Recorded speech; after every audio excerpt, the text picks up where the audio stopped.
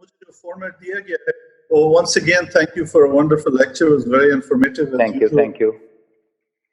Q&A session کا جو format یہ ہے کہ everyone switch off their mics تاکہ وہ distortion نہ آ جائے.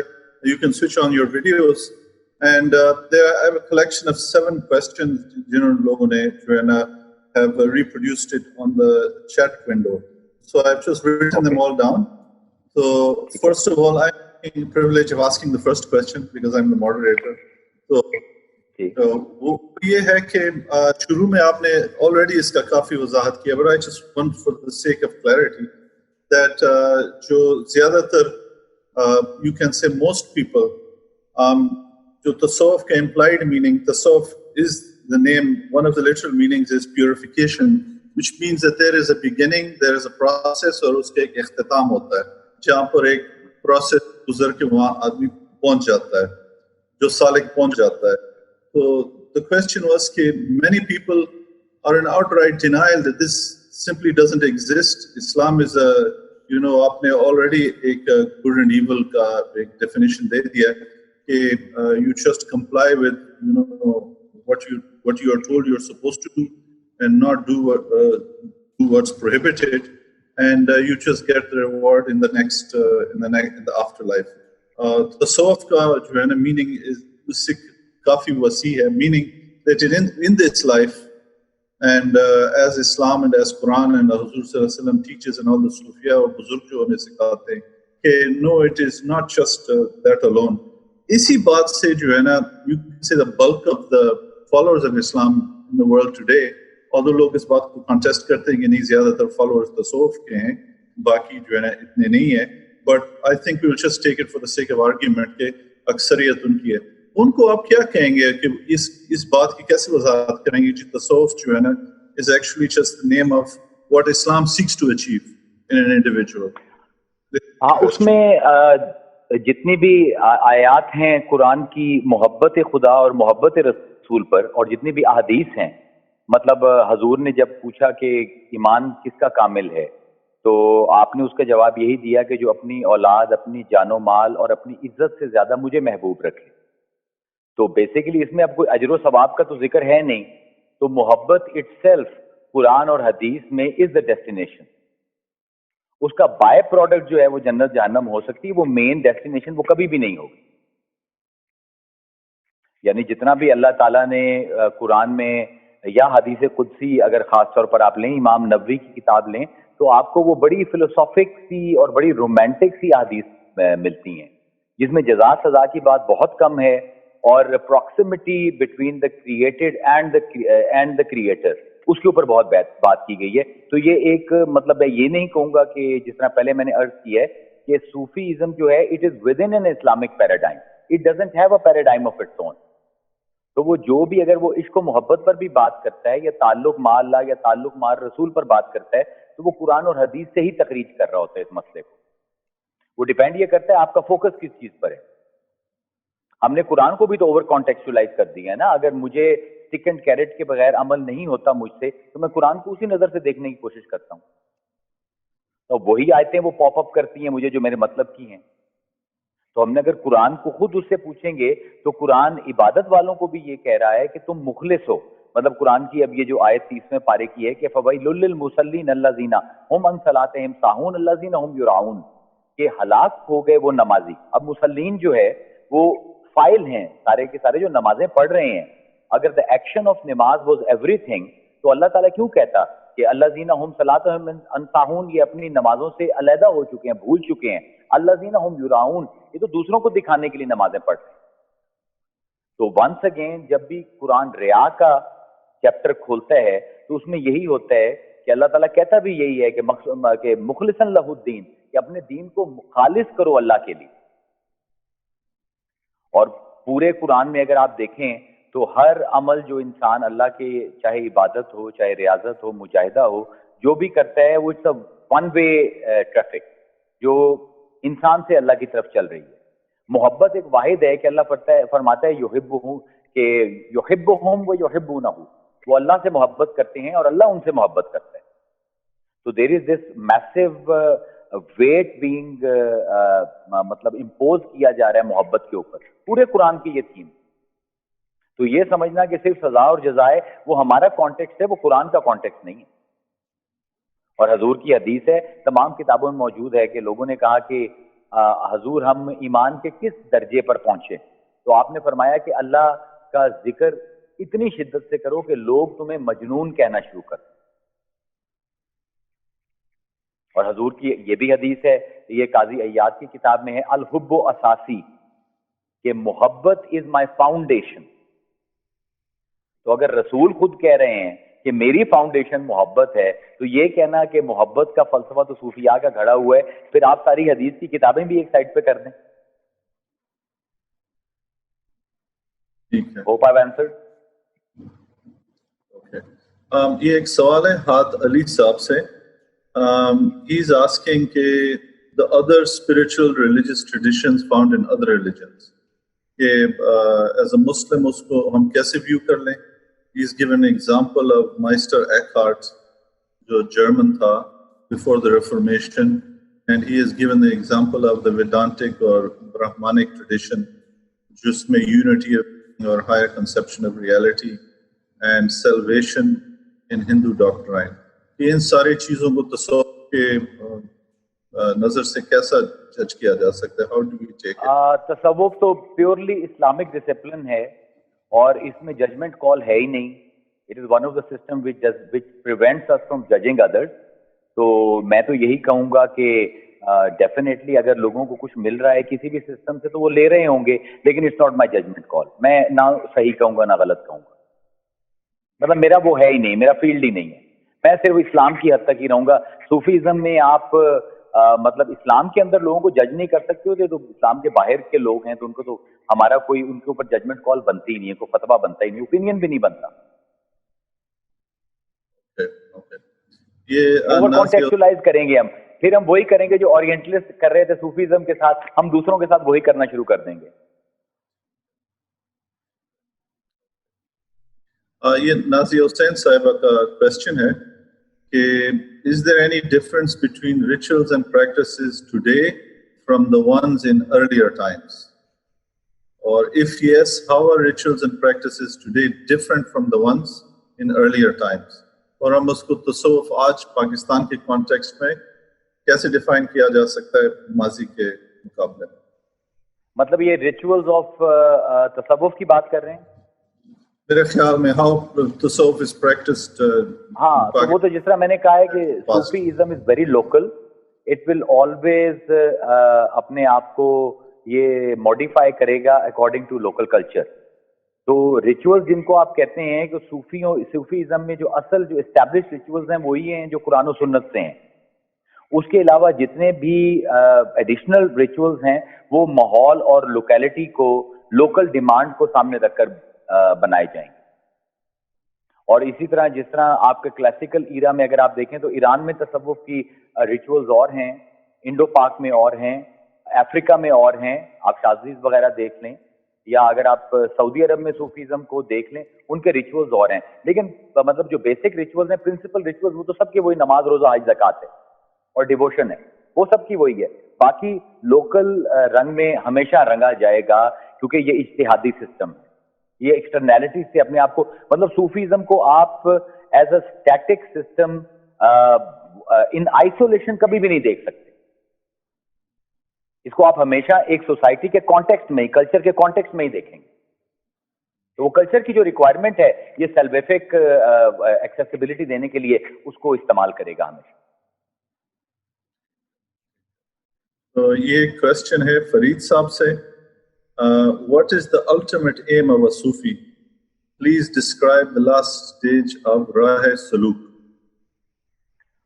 इसका पहला स्टेज भी अपने आप को फना करना है और आखिरी स्टेज भी अपने आप को फना करना है, कि बंदा ना रहे अल्लाह रह जाए। बस कि जितना भी आपकी ट्रांजिएंट प्रेजेंस है, जिनको हजरत अली जिल्लुन ज़ाइल कहते हैं, ढलते हुए साए, तो ये जो ढलते हुए साए हैं इनको साया ही समझा जाए, इनको वजूद हकीकी ना समझा जाए। ये फना है और यही इसकी मंजिल है, यही इसका आगाज है, यही अंजाम है।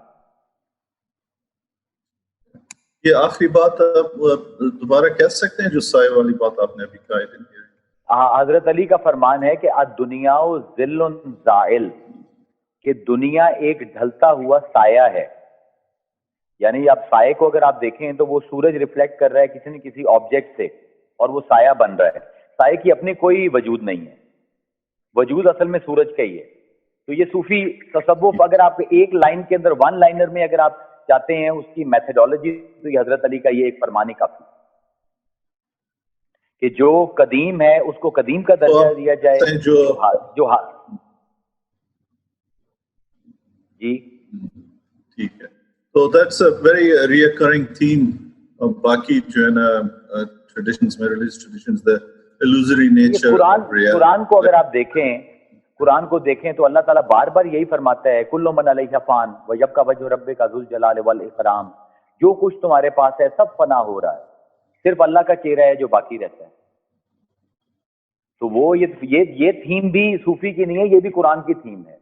مطلب قرآن پورا جو ہے دنیا کی فنا اور بے ثباتی اور اس کی ٹرانزینٹ نیچر کو بار بار اپنی تھیم بناتا ہے. Are you getting? Sorry, I thought کہ میں آواز جو ہے نا رک گئی. The next question is Muzna Saiba. She is asking, yes, I'm getting, says, in the light of Kashmir, how do you see regional multiculturalism in the light of Sufism? And in current times, how does Sufism react to its extremism and oppressive circumstances? I think وہ کشمیر کے ساتھ اس کا context میں پوچھ رہی ہے. ہاں، جہاں پر بھی انسان پر ظلم ہوگا، انسان اوپریسڈ ہوگا، چاہے وہ انڈیویجول ہے یا کلیکٹیولی ایک سوسائٹی ہے، تو صوفیزم اس کے خلاف ری ایکشن میں جائے گا. اور یہ بھی حضرت علی کا ایک فرمان ہے، اسی سے ہی یہ صوفی تھیم اٹھاتے ہیں لبریشن کی بھی، کہ حضرت علی فرماتے ہیں کہ لم تکن عبدن لغیرک فإنہ خلق حرا، کہ اللہ کے سوا اللہ کے غیر کا غلام نہ بنی، اللہ نے تجھے آزاد پیدا کی صرف اپنی غلامی کے لیے. تو جہاں پر بھی آپریشن آئے گی صوفیزم اس کو کبھی بھی، Sufism will never be okay with.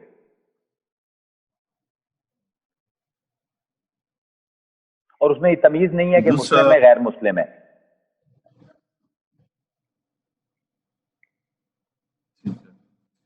The next question is کہ do you think the term Hina Khalid Saiba hai, do you think the term Sufism is ever helpful in academic or public discourse on Sufism, or does it perpetuate this notion of Sufism as a historic mysticism? یہ تو میں نے سارا lecture ہی اسی پر دیا ہے، میرے خیال میں اسی کی ایلیبوریشن کر دی ہے میں نے. اگر وہ لیکچر دوبارہ سن لیں تو سمجھ آ جائے گی. یا tautology, I'll be repeating the same stuff again. Yeah, maybe she joined it. Yeah. So this other question is Sayyid Abbas Al-Qarnain Sahab. It's quite a long question, try and cut it short. The supreme union is characterized by the identity of the subject and the object. Please throw light on this identity. This is the first question. Is individual consciousness absent in this state of identity? If we lose our individual consciousness in this and get connected with universal consciousness, what is the nature of this consciousness? If you are still allowed to use this word. ہاں جی، اصل میں یہ confusion جو ہے یہ duality کا model ہے جس میں یونیورسل کانشیسنیس اور individual consciousness are two different things. Sufism میں ایسا کچھ نہیں ہے. Individual is part of that universal scheme. تو یہ جب ہم تصور انسان جو ہے اس میں جب بحث کریں گے اپنے فالو اپ لیکچر میں، تو اس میں یہ ساری چیزیں آ جائیں گی، کلیئر ہو جائیں گی، کیونکہ اس کو ایک چھوٹا سا جواب دیا نہیں جا سکتا، خراب ہو جائے گا.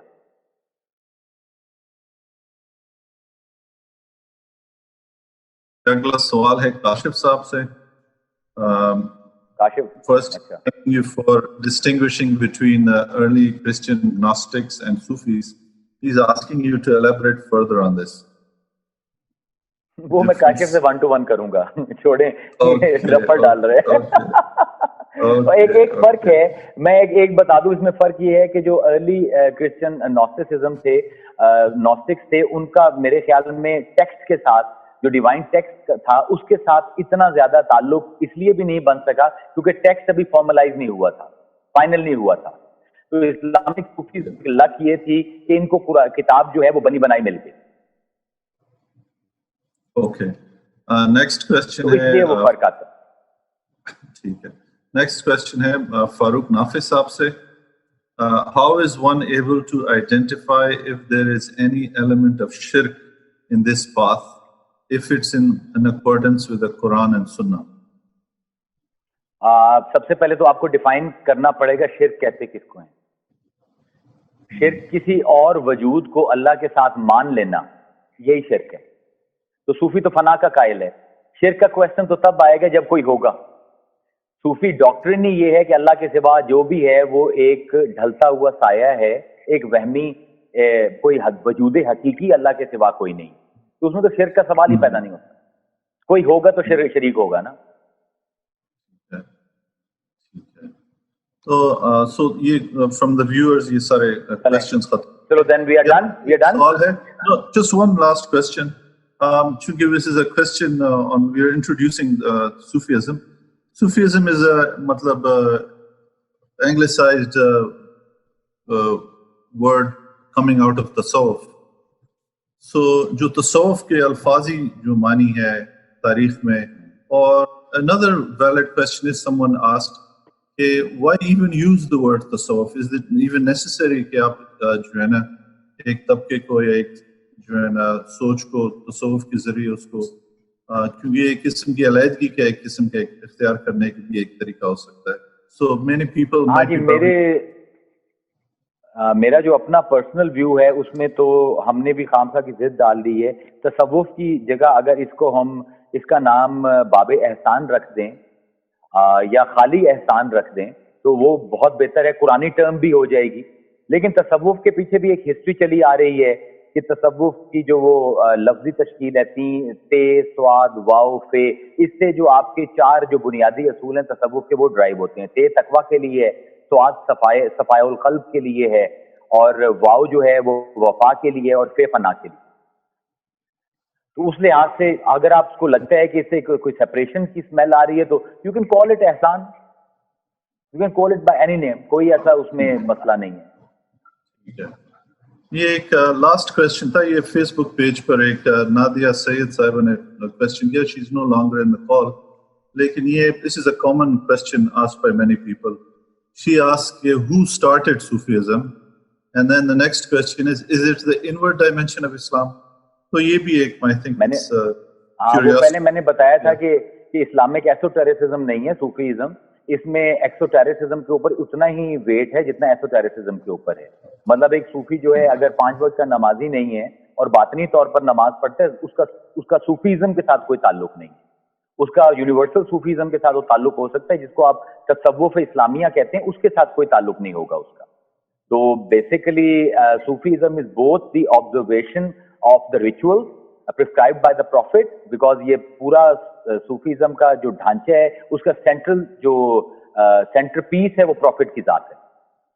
تو وہ ایکسوٹیرکلی اینڈ ایسوٹیرک. اور آپ پوچھو کہ سب سے پہلا صوفی اسلام کون تھا, تو جس طرح تصوف کو میں سمجھا ہوں یا صوفیزم ڈیفائن ہو رہا ہے, پہلا صوفی خود حضور تھے.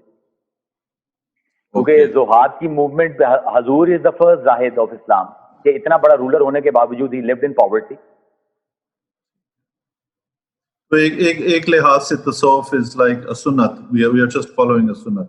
Of course بالکل. وہ اس میں وہی ہوتا ہے جب ایک اورینٹلسٹ کی نظر سے صوفیزم کو دیکھتے ہو, اس لیے میں ٹرم صوفیزم کے بھی کوئی اتنا حق میں نہیں ہوں. بالکل. تو یہ بیسیکلی حضور کا جو قلبی جو کیفیات ہیں ان کو فالو کرنے کا نام تصوف ہے, کہ where the heart of Muhammad is. جو سینسٹیوٹی ہے, جو سینسیبلٹی ہے محمد, اس کو فالو کرنے کا نام تصوف ہے, جس کو طریقت ہم کہتے ہیں عام زبان میں. ٹھیک ہے. سو آئی تھنک وہ شریعت جو ہے وہ آپ کے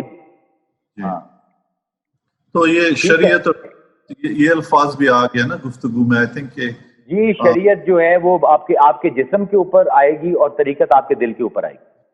اچھا ٹھیک ہے. تزکیہ جو ہے اس کا تعلق تزکیہ کا تعلق بھی آپ کے جسم سے ہوگا, تصفیہ کا تعلق آپ کے قلب سے ہوگا, ہارٹ سے ہوگا. مطلب جو ظاہری اور باطنی جو عمل ہے اس کے ساتھ دونوں ساتھ ساتھ چلیں گے تو تصوف رہے گا. ایک فلنک ہو جائے گا تو وہ صوفیزم سے نکل جائے گی وہ چیز. ٹھیک ہے ٹھیک ہے ٹھیک ہے. So I think that's a very basic definition. ٹھیک ہے. ہاں ہاں Thank you very much. بالکل ٹھیک ہے. اوکے تھینک یو فیاض بھائی. اللہ حافظ. Okay then, take care. Allah Hafiz. اللہ حافظ. Allah Hafiz. Thank you everyone. Inshallah next session میں پھر ملاقات ہوگی.